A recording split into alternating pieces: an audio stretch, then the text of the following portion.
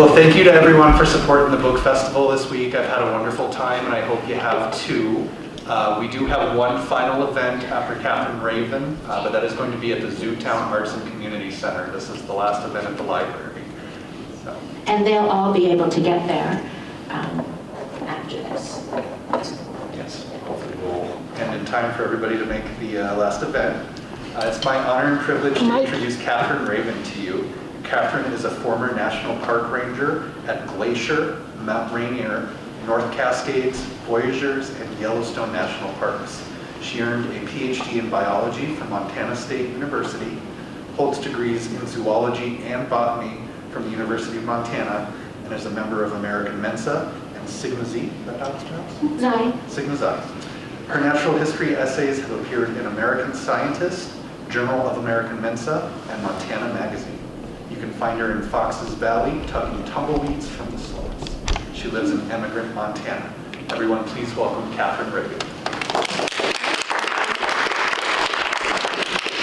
I wanted to start out saying a little bit of something about voice, because people ask about that all the time. And since I'm not a writer, I didn't study voice and didn't really know what it was at first. And when I won my first award, which I talked about in the last thing, what ended up becoming the first chapter, the story about how do you illustrate your friendship with this wild fox, that was pretty much the comment that the judges made. And I noticed that that is what people who are writers are interested in, is voice, because I've had to learn it from scratch. It's people see things differently, meaning that we interpret things, and one way to think of voice is your own individual interpretation. I like to think of the story when I was working as a professor at the University of Montana, and I was only an assistant professor doing research. I was working on a big ranch out near DePoyer, and it was hunting season, as it almost always is. And this rig, the rancher was really nice to let us, I was doing mammal research, and he was really nice to let me do that. I had a graduate student with me, and we saw this rig go by with a big rack hanging out, mule deer rack. That's classic mule deer country. But, of course, we didn't assume that he was a poacher until we saw his vanity plate. And his vanity plate, said gut and tag on it. And so if you ever used to hunt for meat, which I did, you know the old trick, which is you gut and then you tag if you run into a warden. But if you don't run into the game warden, you save your tag. So you get your animal down and you clean it and you take it home, and you get to keep the tag for another animal because you didn't run into a game warden. It's against the law. And the law in Montana says you must tag and gut. You can't put a knife mark in that animal until you've tagged it first, and you punch out that tag. So it's used, so you can only use it for that one animal that you've shot. But he had a license plate that said gut and tag, and he had a big rack hanging out the back. So we called the game warden. We were pretty proud of ourselves, and we met the warden up at the ranch house, and they were all pretty impressed, and I was feeling pretty proud of myself. And he said, you got the license plate? We got the license plate. And he said, give me the license. I said, of course, that's how we knew he was a poacher, because it said gut and tag on it. And the rancher said, oh my God, that's my buddy, that's my friend. He's German, and his license plate says Guten Tag. I was so mortified. I was the professor, my graduate student. We both thought it said gut and tag on it. Oh my God. So that's an interpretation. We saw the same scene, but we just interpreted it just a little bit differently because of our backgrounds. But that's an example of voice. We had the rancher had a story to tell about his friend of German heritage who moved to Montana and loves to hunt. And we had a different story to tell. That's voice. And voice is also what you hear. We hear things differently. When I taught graduate animal physiology at Montana State University, I had to teach students about signal and noise.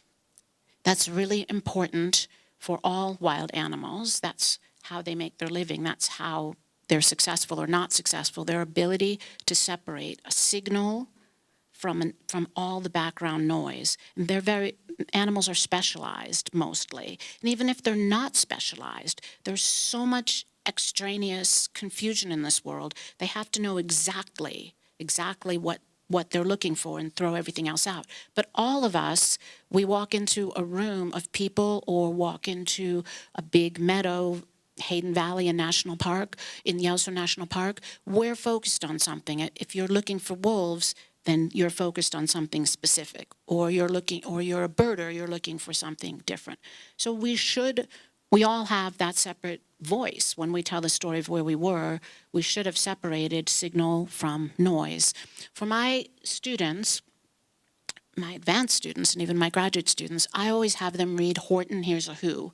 He's still, if you've read Fox and I, you know I still have a copy of Horton and the Who in my house. And I love that story because I don't know what Dr. Seuss meant for us to get out of it. But for me, Horton, he hears the little, I am here, I am here, I am here. And there's a field of 1,000,000 thistles and they all look the same.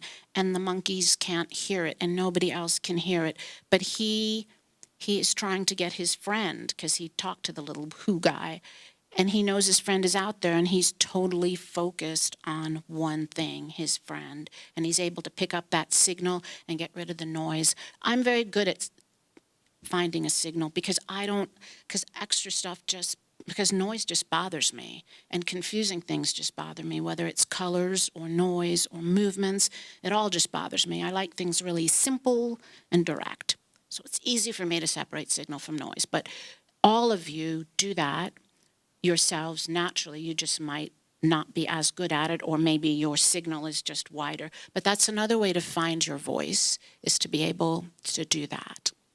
And one final thing I wanted to say about signal, about voice, is that we have different audiences and you need to know your audience. So you might want to tell your story about the poacher with the gut and tag, license plate, and the things that your signals that you saw, you were looking for things like the rifle rack in the back of the car, the beat-up pickup truck. You weren't noticing that he had maybe German delicacies on the front seat, and you weren't noticing the English-German translation dictionary in the front seat because you weren't thinking maybe it's a German guy, let's look. So you had these certain things and the certain interpretation, but still you're going to tell a different story than somebody else depending on who your audience is.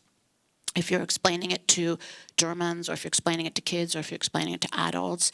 And I like to remind my students about Livingstone in Africa, and he had a guide that worked with him.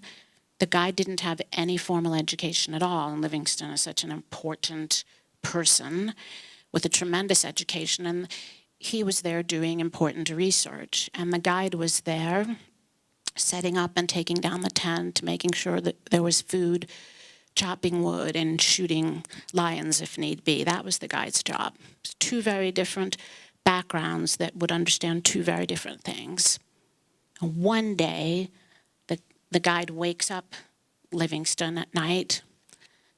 Livingstone's on his cot, and the guide's shaking the cot and looks over, and the guide points up. Livingstone looks up at all these stars. He knows right away that all those stars, it's just too complex for somebody with no education to really understand. And Livingstone explains, I know what you're thinking is it's overwhelming. Thousands and thousands of stars. It's confusing. And the things that I'm asking about that, the things that it makes me realize, the theories that it's generating in my mind, they're beyond you. It's so complex. But I'm thinking, it means there's life on other planets. It means we're not alone in the universe. Does it mean we're not supposed to be alone? Does it mean we're going to find other people? Does it mean we should find other people? And someday when you have the education I do, you'll understand. And the guide says, because I was just wondering, who stole our tent? And so this is pretty much the way that I think about my audience. If you've read Fox now, you know I'm mostly thinking about who stole the tent. It's not a book that's very complex in terms of theories because it's not a textbook. I talk a lot about evolution. It slips in here and there, but it does because to be honest, don't tell anybody, but I have a crush on Charles Darwin, and I just do. So I have to slip in his theories here and there and make sure you guys love him as much as I do. So there is a little bit of that, but it's really a book about who stole the tent. It's very basic. That's my audience, not people that are interested in very complex theories. So that's your voice. It's the way that you interpret the world, the specific signals that you cut out of all of the noise, and knowing who your audience is. And I might see if you have a question before I want to tell you about some of the really important and really inspiring things that I learned about myself and animals writing this book. But if any of you are writers, you might have a question about voice first. Well, a lot of you are writers, but yes. Kathy, we first met at a writers' conference 20 Or 30. but we were in the same workshop, and after all these years, I can remember a line from your reading that you read, and it was something along the lines of, there are 100 different buffalo attitudes, all of them bad. That's right. That's right. I still teach because my students don't get it. There's actually 4,000 buffalo in the park now. And I remind them that every single animal is an individual. 4,000 buffalo have 4,000 personalities, but all of them are bad. But that's just, buffalo are cranky. Yeah, my students try to give me a heart attack by, yes, getting too close to the buffalo. Thank you for remembering that. Oh my goodness, you're all, yes, you're in disguise. Mm-hmm. I was oftentimes curious if you were ever tempted. I know that you were not interested in anthropomorphizing the fox, but were you ever tempted to give him a voice or imagine a voice for him? And did you ever change your mind? No, I didn't. And, his name was always just Fox. I learned to write from his point of view, a tight third person. It's all in third person, so I never have the fox write in first person. I happen to love third person, but I taught myself this really from reading Hilary Mantel. Have you read Hilary Mantel's work? And she writes in third person, and she writes a really close third person. So instead of giving the fox a voice, I write in third person, but it's a tight third person, so the reader should feel like you understand the fox and what he's thinking, but you're presenting the fox as a separate individual he never speaks, in other words. There's ants that I treat the same way in the book, and magpies and a spider. And I write third person, a close third person, from their point of view, but without giving them a direct voice. Hi, Kima. So one of the important things that I learned about animals and humans, of course, the elephant in the room, anthropomorphizing, and you just used the word. Most people are anthropomorphic, which means that we fear the image of animals acting like people. The reverse image, we fear even more so. Most people fear the image of people acting like animals. And that's something that I learned it would really to get rid of. Every once in a while, I still get yelled at by some of my older students who reminded me, we're animals. We're not animals. We're not animals. We're not animals. Well, okay, but we are technically animals. The closer you get to other animals, the more you realize that you're closely related to other animals. I think the easier life you'll have. In some respects, I've solved a lot of problems that have faced me by thinking about what's my human nature, the nature that I've inherited for 200,000 years from all my Homo sapien ancestors. What's my nature? Get rid of all the culture that's confusing everything, the politics, the religion, and all of that, and just think about my human nature, which is my animal nature, because humans are animals. It's been very helpful for me to not be afraid of that image and to really love that image and to move. In fact, I've improved my life a lot by making myself more similar to animals. And of course, I learned that because Fox had a better life than I did, I thought. I wanted to read this one section.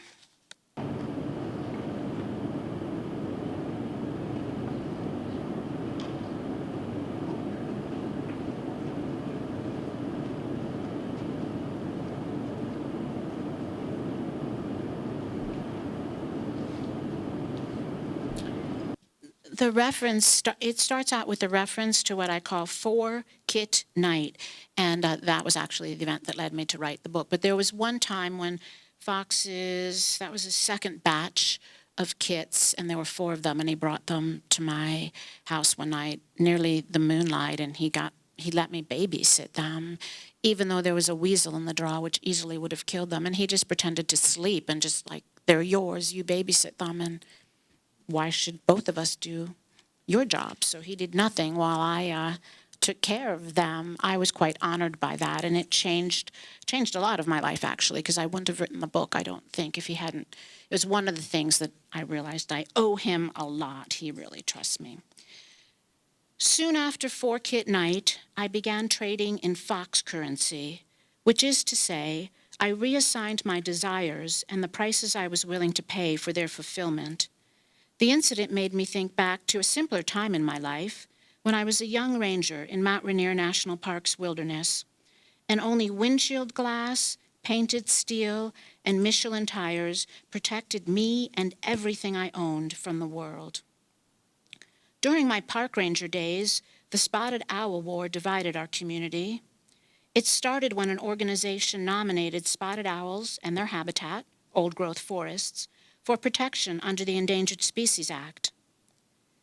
Because so many local jobs involved harvesting timber from the old growth, some people believed that placing spotted owls on the list would decimate the economy. And so it was that everyone in our community aligned him or herself with the listers or the loggers. One night, in the middle of this fighting, I swung open the bathroom door of a bar in Packwood, Washington, and in place of the toilet tissue, I found a handwritten sign with a question. Are you out of toilet paper? And an answer, wipe your ass with a spotted owl. More disconcerting than the misspelling of toilet was the implication that our need for toilet paper justified destroying old-growth forests. I like toilet paper as much as any semi-civilized person, but I would rather have wiped my ass with poison ivy than with tissue paper made from a 400-year-old tree. I was just a blue-collar ranger and didn't have a college degree, but I assumed that wasn't really the choice anyway. I assumed we could figure out how to have toilet paper and birds and trees. We had put a man on the moon after all. Then I went to graduate school. I learned that we had not put a man on the moon. Rocket scientists did that. And from what I'd been able to ferret out about rocket scientists, they were engaged in projects for which they were more highly remunerated than toilet paper designers. Projects like designing rockets. So it fell to all of us using the woods to think about what we wanted and what we were willing to tender. Non-loggers, backpackers mostly, favored listing the owl and protecting the wilderness it lived in. They felt that loggers were encroaching on the wilderness. Owls thought the same thing about backpackers. Spotteds are as wise as any owl, but most people don't think so because they're hornless, and cartoonists don't have anything around which to loop their tiny eyeglasses. Like all members of the charismatic owl genus known as Strix, spotted owls are dish-faced and round-eyed. 3 species of Strix shared the wilderness area I patrolled: barred, great gray, and spotted. You would be thrilled to emerge from a tent in the wilderness and look into the eyes of any dish-faced owl. In fact, you should be thrilled just to realize you're camping in wilderness. I know I was. The loggers with whom I shared the woods felt the same way. Although I was a backcountry ranger with the National Park Service, and loggers worked for the private sector, our habitats were similar. Our habits were similar. We both worked in the woods, avoided civilization, and dressed and groomed so oddly that from a distance our genders defied classification. We did not have college degrees. Our jobs required a little supervision and a lot of muscle. No one would mistakenly call us well paid, and still we would not trade our quality of life for more money. Which is to say, loggers weren't crazy people. If the amount of work and salary for cutting 10 trees matched that for cutting 10,000 trees, loggers would rather, well, it's obvious, isn't it? We all just wanted a good, honest life in the woods. I wanted that life after leaving the park, but when I'd earned my doctorate, I felt that acceding to a brass badge, a starched uniform, and unhelpful policies was too much to pay for the privilege. I wanted to manage my own land, not someone else's, not a national park. I wanted to sink into land and wrap it around myself. And I wanted the land to reside in a special place, somewhere with an equitable distribution of power between people and nature. A place where sometimes nature would refuse to let us boss her around, and where wild fawns wouldn't die slow, painful deaths after domestic dogs bit chunks out of their thighs. Well, that's something from chapter 8. 4-Kit Night taught me that we need to choose our desires carefully. A man with emeralds isn't rich because of the intrinsic value of emeralds. He's rich because of your desire for his emeralds. The joy that I experienced on 4-Kit Night was a product, and it had a price. If I wanted to buy more experiences like that, then I would need to pay the price for them by giving up a city job with a decent income and health insurance and money left over for emeralds. How much did I want to live in isolation with foxes? What was I willing to pay for that? And that's the beginning of what ends up being really something that stayed with me. The lessons that I learned from Fox and making myself fit more into what I call Fox currency, because after all, the currency that we have, I mean, that's what we work a job to pay for a lifestyle that we want. And you need to think a little bit more like an animal, and everything we do and all our energy, it's all currency. We're just exchanging a certain way of life for what we live, the way that we want to live. And I started to think about that as well. And I realized that it's not worth it for me. I don't need money left over for emeralds or for any jewelry or for TV or a lot of things. There's just a limit to what I'm willing to pay. And I decided that moving to a city for a better paying job wasn't worth it. It's worth it for you if you like cities, but everybody has to think about fox currency or animal currency instead of thinking about monetary currency. And I have, can you hear me okay on this mic? Okie dokie. I'm going to see if you have any questions about that, and then I'll tell you more about what I learned about having a best friend who's a wild fox. Kima? No, don't be sorry. I'm aware that so much curiosity about your place and your relationship with your land, and even the 4-Kit Night really transformed you during your writing process.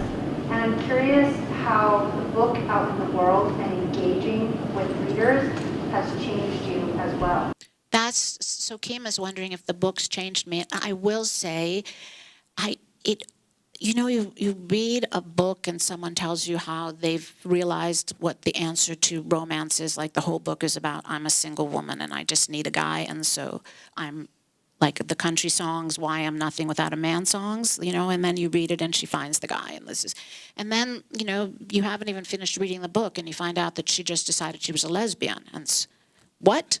So, it happens all the time. People write a book about something, nonfiction, and then there was this lesson, and then they didn't follow it. So I'm living the same life in the same place, the same way, not just because the book didn't sell any copies, Kima, but I haven't changed anything. I'm still, cleaning the sloughs, and I still have foxes in my place all the time. But the one thing that surprised me, that did change. I did make myself more like an animal. I made myself more like fox. And that was very conscious, and that's in the book. And I explain how I decided that, I mean, this little animal, he seems happy. I mean, he has free time. He doesn't spend all his time just eating and chasing mates and, fighting off wild dogs and feral cats. He has hobbies. He had hobbies. I had one hobby, that was worrying. That was my only hobby. So I, of course, made myself more like him. And he was friendly, and I wasn't. I mean, I was massively unfriendly. I didn't want to deal with anyone. He wanted to be around people, at least one person. He wanted to be around me. There were no other big mammals around except me. But he was also friends with magpies. He was friends with, I don't get along with magpies at all. He just got along with everyone. He was very friendly and outgoing. And I thought when I finished writing the book that I had come to, that was the end of the story, that I had come to the end of my ability to make friends with people and to deal with people. But then the book came out, and I started, going on these little itsy-bitsy tours and meeting people and seeing all your faces, which I won't remember, but I will remember you. I will remember you, but faces I don't do well. But I found out that I am actually a closet extrovert, and I'm shocked. I mean, I never would have even thought that that could be the case, but actually that part about me changed a lot. And my last class of students, I was in Yellowstone Park since Sunday working with students for the University of Montana. Normally, I sometimes don't even go to meals with them. But I made a point of seeing some gal get out of her car. She looked like a student. She had a braid that was like all the way down to her knees. I mean, only one of my students would look like that, right? So and she had a Colorado license plate on her rig. I just went up and started talking to her. I was so proud of myself. Asked her name and just told her I was the instructor. I would never have done that before. I was so excited. I even called the publisher. I was so proud of myself for doing that. And it used to be that if I talked to the gal in the supermarket, I would that's a check mark for me. And that's one person for 3 months. That's my social contact for 3 months. And then I'm watching if we get past the 3-month mark and I still haven't talked to anybody, I would have to go talk to somebody. But I was desperate to realize that I was talking to people, that I would actually use the checkout girl as one of my human contacts. So yeah, I did change a lot. I'm someday I might not even say that I'm a closet extrovert, because after some point you're out of the closet for so long, you realize, oh my God, I was an extrovert and I didn't know it. How did you figure out what you wanted? What I wanted? The important thing is to figure out, as far as what I want, I realized the question was not the career. So I had been asking, that's why I was worried all the time. I was trying to figure out what do I want to be? Meaning, do I want to be a professor? Do I want to be just a scientist and not also teach? Do I want to just teach? Do I want to be a park ranger? So I was trying to find nouns to define myself. But then I realized that the fox and foxes in general don't define themselves by their nouns. They define themselves by what they do.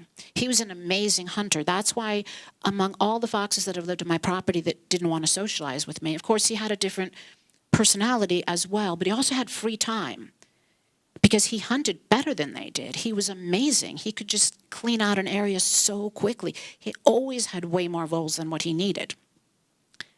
If an animal doesn't, then they don't have time to go dogging me around and pestering me all day. So he was a hunter. He was an amazing hunter. He was an amazing jumper.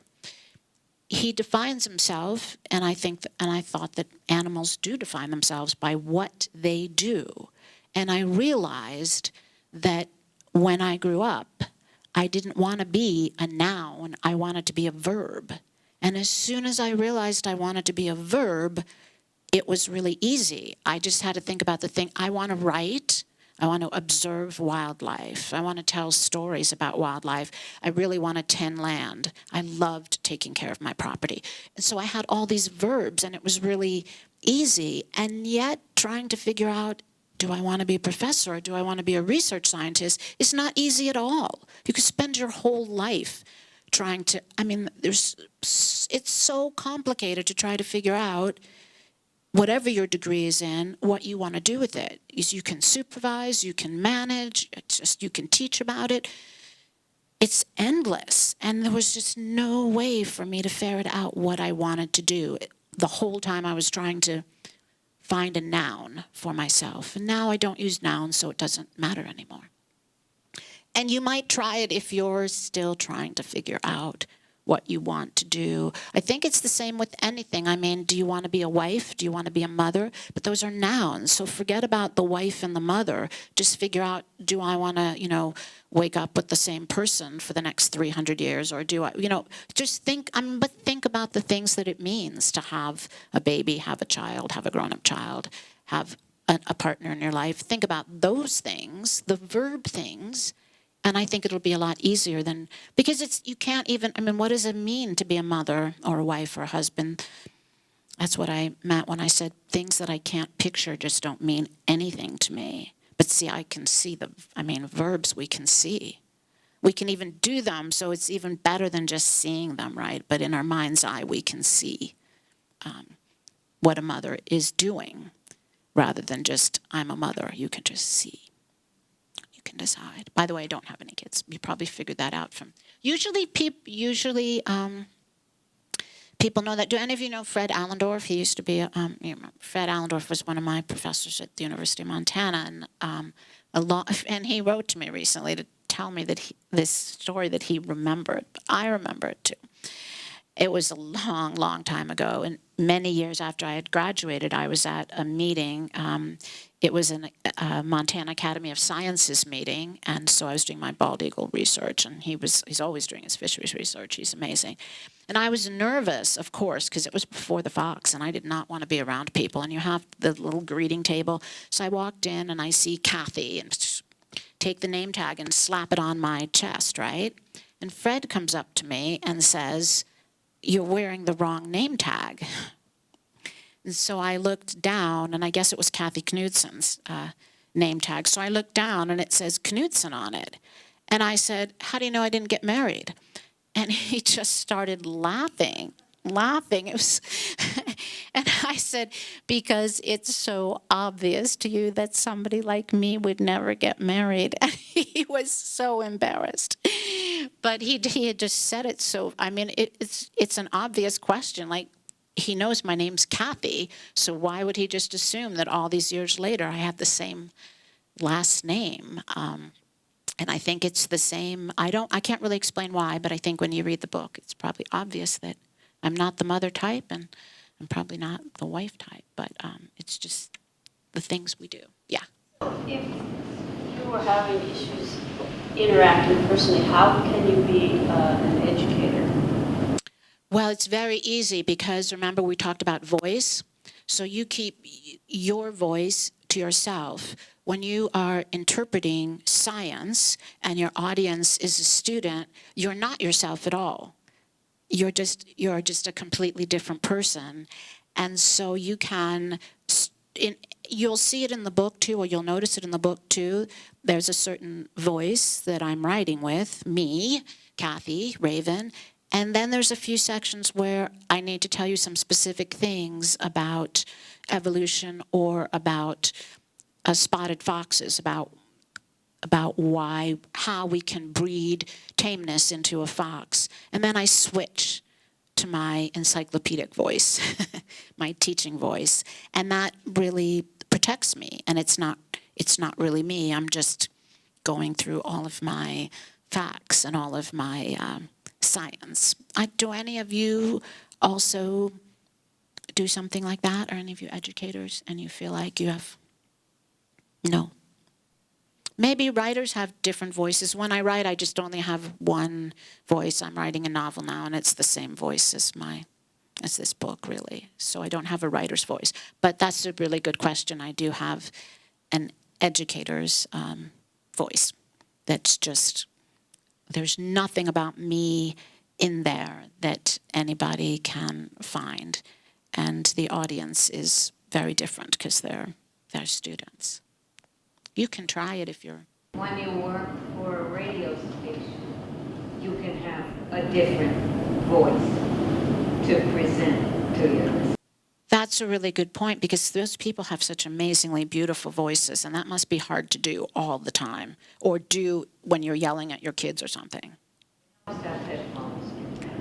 voice comes back to you immediately, so you can moderate it and control it. That's a really interesting analogy, but that makes...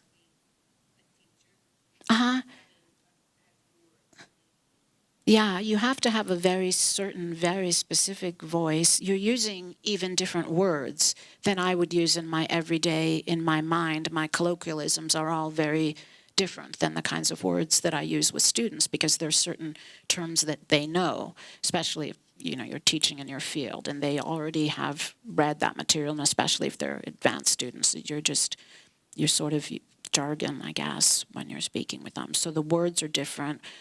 The level of complexity is different. Remember, there's Livingston and his guide, and the level of complexity is so different. But my everyday voice is like the guide, but when I'm talking to my students, I'm in that Livingstone voice.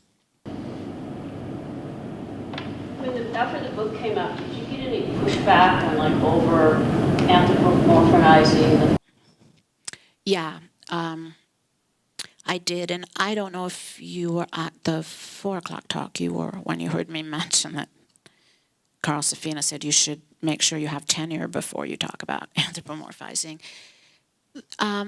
Most of the pushback actually came from Australia. The book was translated into Australian, in other words, into Australian jargon, and that is a country, I guess, with a lot of vegans, and so there was a lot of pushback from just discussing hunting as a normal activity. But there was pushback, I would say, not so much, because I won the E.O. Wilson Award for literary science writing, and that is an award that saw the people on the short list, the long list and the short list, right, were scientists. So it's an award that goes to scientists who also are literary, which the science part isn't that important to me, and the literary isn't that important to me. But what's important is that I had E.O. Wilson's name on the award, because I loved E.O. Wilson for decades and decades and decades, and I adore E.O. Wilson. So I won the E.O. Wilson Award. But so I did overall, in general, have approval from the scientific community. But individual people who I think were trying to be pedantic and are misinterpreting science, and they're just interpreting it differently than I do. A lot of them are translators of science. Just think it's appalling. I mean, just think one of the most important things that you have to do is separate humans from other animals. And so it was difficult.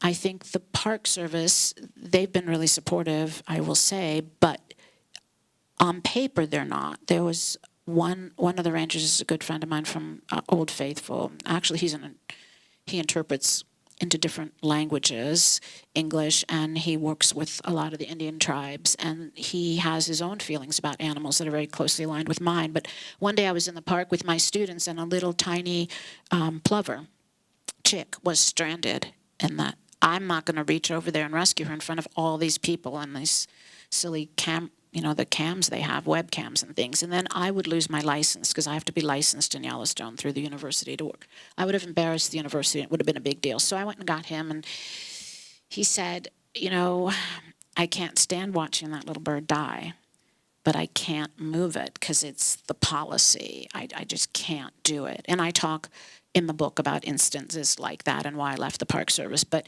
he couldn't do it. But then I ran into him after my book came out last summer on the boardwalk, and he was so thrilled that I had written the book and talked about the problem that we have. But the public wants to see animals die and suffer and be tortured or whatever because they think that's what nature is, and they don't want you to rob them of that natural experience by saving that little bird. And also, that's still the park's policy. I mean, if you have to let things die.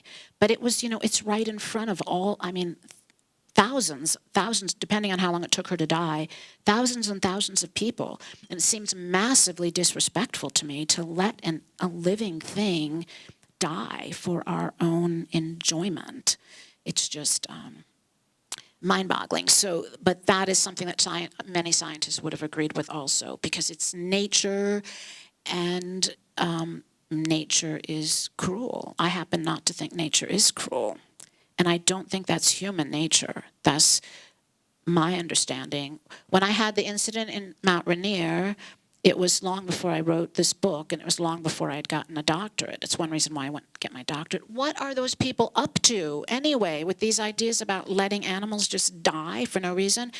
Then I realized that my human nature would never allow that animal to die. That the fawn that we had to let die in Mount Rainier National Park that had been run down and really destroyed by a dog. We could have saved it by walking it out to a vet, but the regional scientist was in the park, so we weren't allowed to touch it until the regional scientist left. Then we were going to go in and do what would have gotten us fired, but she had already died. The problem is that, well, it's not really a problem, it's how I solve the problem. I forgot about the culture and the religion and all those things, and I went back to what have I evolved to believe over hundreds of thousands of years, and I don't think that my ancestors would have let a little deer suffering look at them, obviously saying, help me, and you're going to say, no, it's natural, nature's cruel. I think we just lost battery on the microphone. I'm going to just do one more thing and let you go because it's 1:15, and I'll stay if you have any questions. But I want to say one more thing because it's a very important thing that I learned about animals and working with animals, and that is that you have to, I'll make it shorter and I won't even do that. You have to be able to get over the fact that wild things don't live very long. If you want to become friends with an oak tree, that's one thing, but if you want to become friends with a wild animal, you have to get over the fact that they don't live very long. And I know that when people are looking for dog pets, it really matters what their longevity is. But because everybody wants the pets that live a long time, because we don't want to say goodbye to things, we don't want to love something and then say goodbye to it. And because of the fox, I realized that foxes, like rainbows, like every other gift from nature, has an intrinsic value that is completely separate from its longevity. You can't compare longevity with value. Every single one of us has animals, some of them are human animals and some are not, that we love. And it doesn't matter if your grandma's 120 when she dies. Every single individual that we love is going to die too soon. Every single person that we hate has already lived too long. As for the bad news, but I said I'd let you out, and if you want to leave, we said we'd go till 1:15, and I'll stay, so I'll let you rumble around a little bit in case folks want to go, and then if anybody has any more questions, I'm happy to stay. Thank you.